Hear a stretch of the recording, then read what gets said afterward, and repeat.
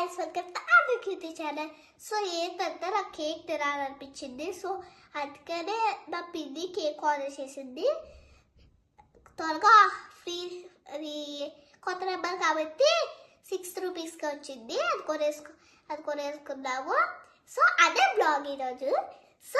So ఇప్పుడు cake cut చేసేద్దాం రండి.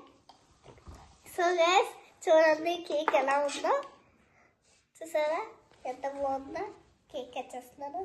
Happy birthday to me, happy birthday to me, happy birthday to me. So guys ఇదిగోండి guys, మీకు మాకు